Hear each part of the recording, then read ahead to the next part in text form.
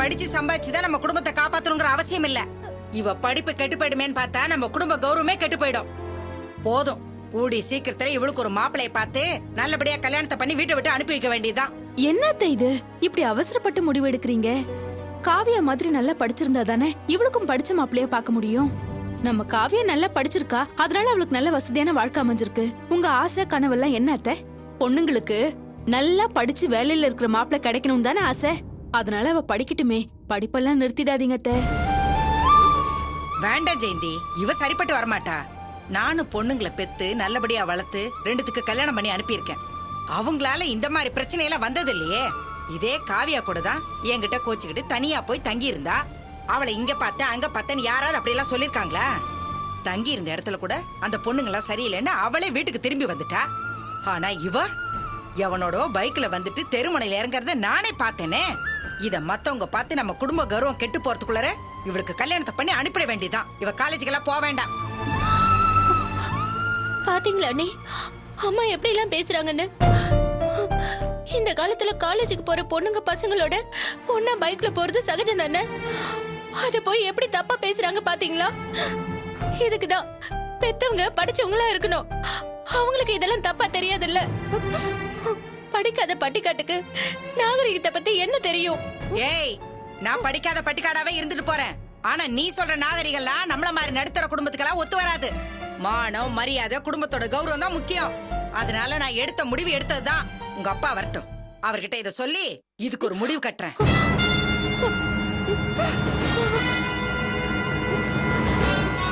அத்தை, நீங்க சொல்றது எல்லாமே சரிதான், நானும் ஒத்துக்கிறேன். நம்மள மாதிரி மிடில் கிளாஸ் பொண்ணுங்க எல்லாருக்குமே கௌரவம் சொத்து எல்லாமே படிப்பு தான். அதுவும் இல்லாம பிரியாவோட எதிர்காலத்தை நாமளே கெடுத்த மாதிரி இருக்க கூடாது இல்ல. அவங்க வெறும் ஃப்ரெண்ட்ஸ் தான், வேற எதுவும் இல்லன்னு அவளே சொல்றாள்ல அத்தை. முழுசா எதுவும் விசாரிக்காம நாமளே தப்பா எந்த முடிவும் எடுத்துட கூடாது இல்ல. நாமளே நம்ம பொண்ணை நம்பலனா எப்படி? படிப்பை பாதிலேயே நிறுத்திட்டு அர்ச்சனா மாதிரி ஒரு நல்ல வாழ்க்கை அமையலையேன்னு பின்னாடி வருத்தப்பட்டு என்ன பிரயோஜனம்? அதனால கொஞ்சம் யோசிச்சு பார்த்து உங்க முடிவை மாத்திக்கோங்க அத்தை. என்னத்த மாத்திக்கிறது? என்னத்த மாத்திக்க சொல்ற? பாத்துக்கிட்டு இருக்கேன்ல, நான் இவ்வளவு தூரம் பேசிட்டு இருக்கேனே. அம்மா நான் பண்ணது தப்பு, இனிமே இந்த மாதிரிலாம் நடந்துக்க மாட்டேன்னு ஒரு வார்த்தை சொல்றாளா? அதை விட்டுட்டு நான் படிக்காதவ பட்டிக்காடுன்னு என்னெல்ல குறை சொல்லிட்டு இருக்கா? என்னமோ இவன் நடந்துக்கிறது சரிங்கிற மாதிரியும் நான் சொல்றது தப்புங்கிற மாதிரில இருக்கு. என்ன பிரியா நீ பெரியவங்க சின்னவங்கன்னு மதிப்பு இல்ல?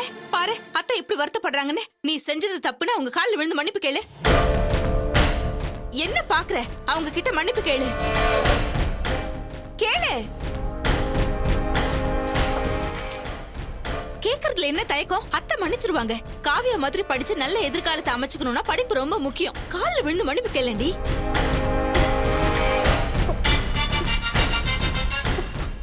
அம்மா, நான் ஏதோ தெரியாம பண்ணிட்டேம்மா, என்ன மன்னிச்சிரு. இனிமே இந்த மாதிரி தப்பெல்லாம் நடக்காது. என்ன காலேஜுக்கு போவேன் நான் மட்டும் சொல்லாதம்மா. எதிர்காலமே படிப்புலதாம்மா இருக்கு.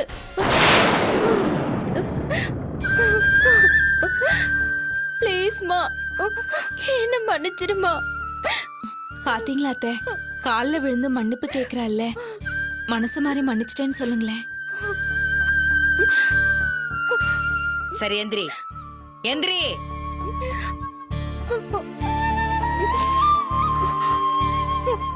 இதுதான் முதலும் கடைசியும். இன்னொரு முறை இந்த மாதிரி நடந்தது அப்புறம் நான் சொல்றதா நடக்கும்.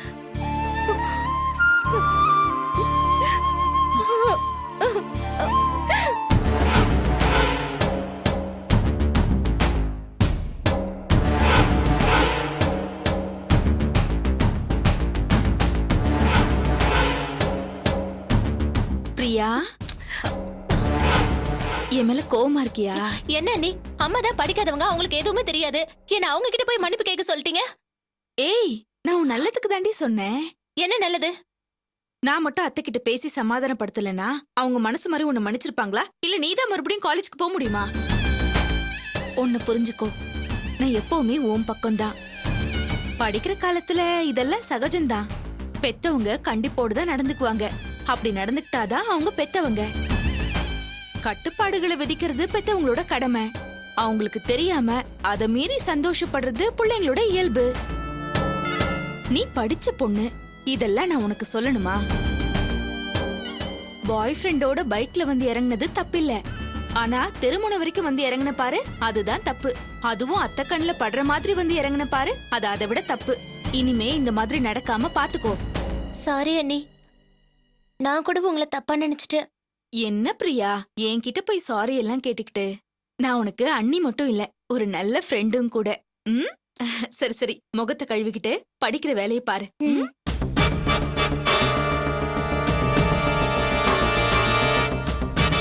உன் மனசுக்குள்ள இப்ப பட்டாம்பூச்சி பறக்குமே, பறக்கட்டும். உன்னை என் பிடியில சிக்க வைக்கிறதுக்காக உன் கண்ணுக்கு தெரியாத மாய வலைய வீசியிருக்கேன். நீ சிக்குவ. அதுக்கப்புறம் உங்க அம்மாவை சின்ன பின்னமாக்குறேன்.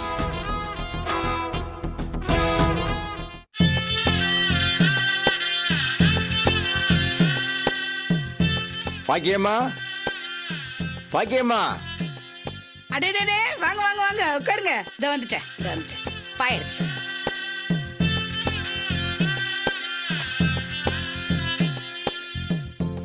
உட்காருங்க. நல்லதுங்க. காப்பி குடிக்கிறீங்களா டீ குடிக்கிறீங்களா? அதெல்லாம் ஒண்ணும் வேணாங்க, குடிக்க தண்ணி மட்டும் போதும். இதை எடுத்துட்டு வரேன்.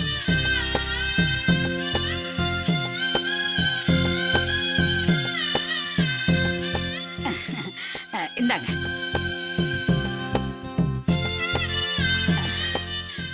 அப்புறம் நான் சொன்ன விஷயம். 3 இடத்துல மாப்பிள்ளை பார்த்துருக்கேங்க, போட்டோ கூட கொண்டாந்துருக்கேன். அப்படியா?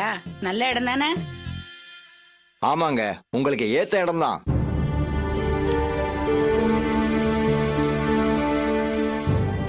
இந்த பையன் பேரு கணேஷ், வயசு 28, நம்மூர் தாங்க. கட்டட மேஸ்திரியா இருக்காரு.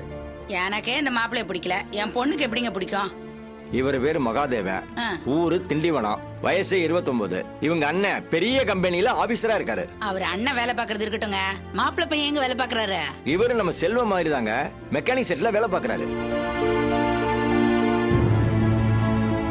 இத பாருங்க, பையன் எலக்ட்ரீஷியன், பேரு மாரியப்பன்.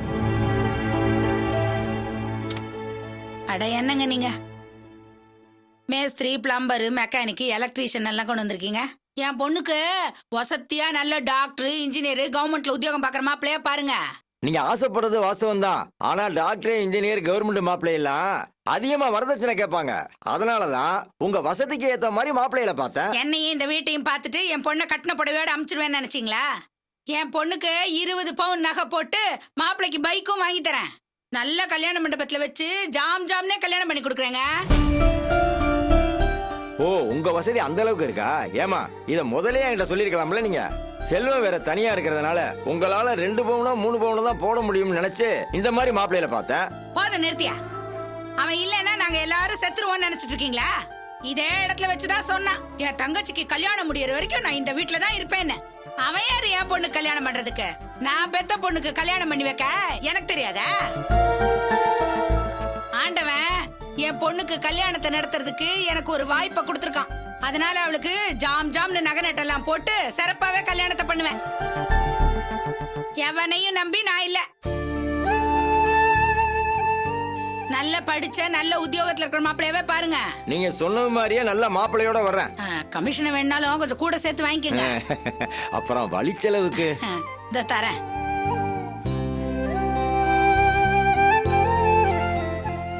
இந்தாங்க 100 ரூபாய் வச்சுக்கோங்க. வர்றமா.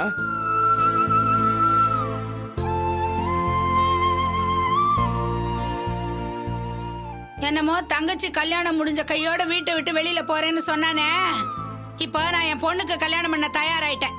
நீங்க வீட்டை விட்டு வெளியே போக தயாரா இருங்க.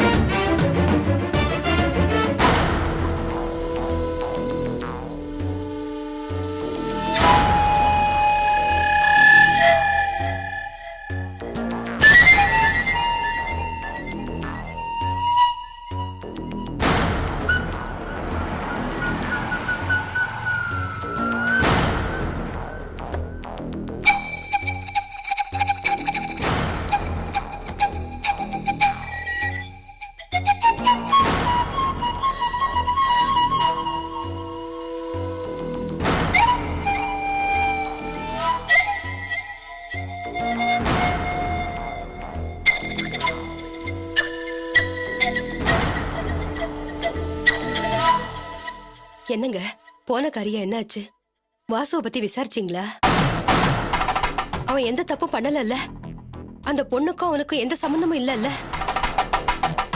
நம்ம பொண்ணு வாழ்க்கையில எந்த இடைஞ்சலும் இல்லையே.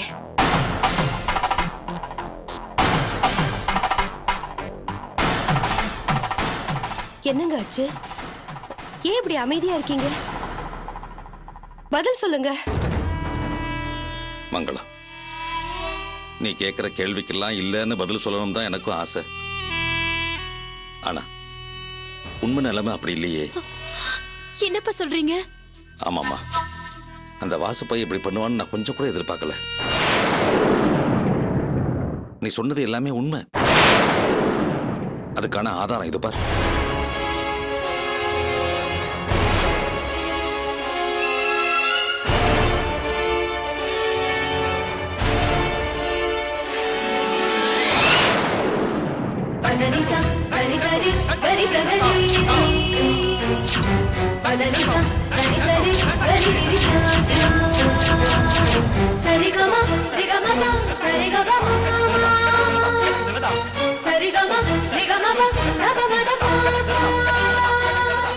ரெண்டு பேரும் ஜோடியா எடுத்துக்கிட்ட போட்டோ. பாரு.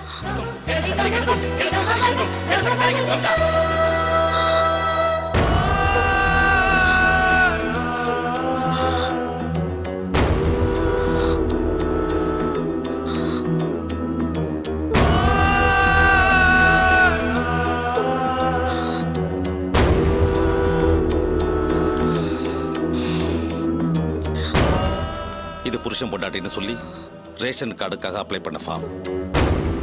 ஹவுஸ் ஓனர் கொடுத்த தகவலை வச்சு என் இன்ஃப்ளூயன்ஸை பயன்படுத்தி சிவில் சப்ளைஸ் ஆஃபீஸ்லேருந்து வாங்கினேன்.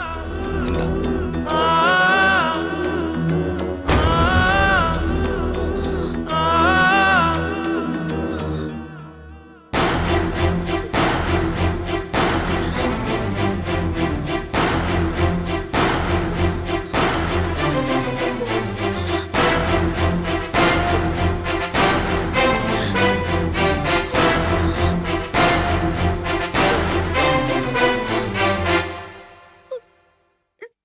இது வெறும் எழுத்துப்பூர்வமான சாட்சி தான்.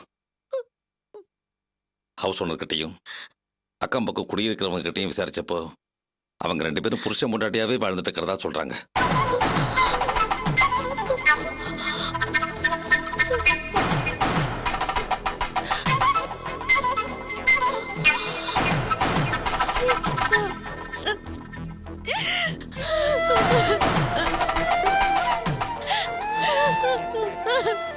ஐயோ, என் பொண்ணு வாழ்க்கை இப்படி பாழா போயிடுச்சு.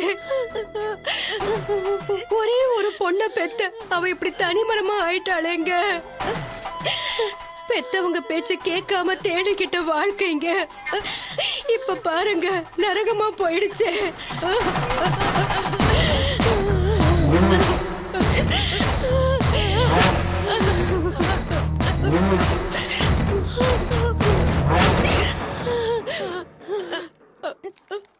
மங்களம், சும்மா அழுதுகிட்டே இருக்காத.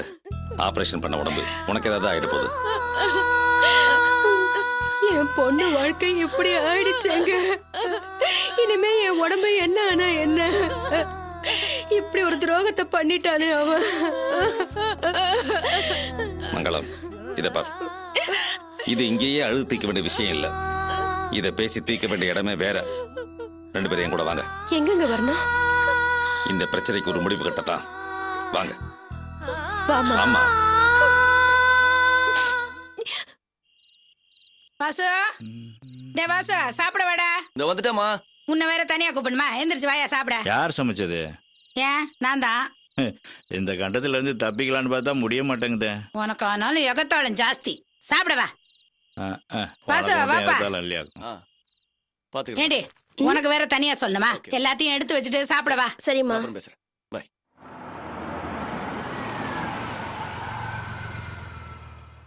டேய், உன் மாமனார் வீட்டு கார் மாதிரி இருக்கு.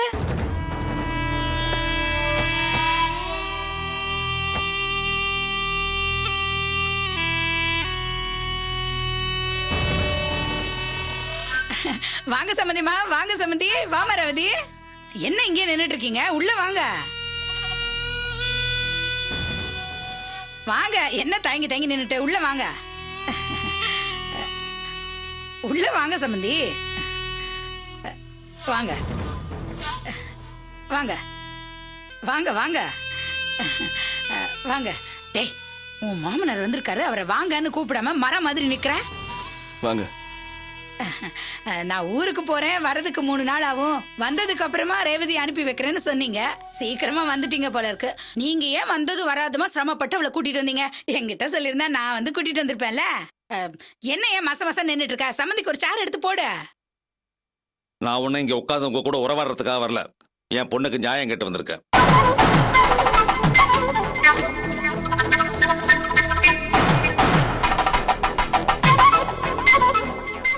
பொண்ணையும் பொண்ணோட கல்யாணத்தையும் ஏத்துக்காதவன் இப்ப அந்த பொண்ணுக்காக நியாயம் கேட்டு வந்திருக்கேனே ஏன் நீங்க நினைக்கலாம். என் பொண்ணு செத்துட்டா நான் தலை முழுகினேன் இல்லைன்னு சொல்லல. அதுக்காக நீர் அடிச்சு நீர் விலகிடுமா? பொண்ணு நம்ம பேச்ச கேட்கலையே, அவமானப்படுத்தலாங்கிற ஆத்திரத்துல எல்லா அப்பனும் செய்யக்கூடிய சாதாரண விஷயம் தான் இது.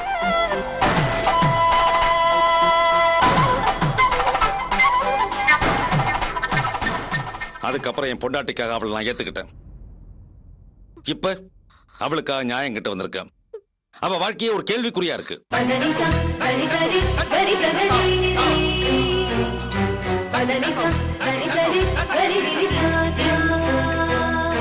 சரிகமா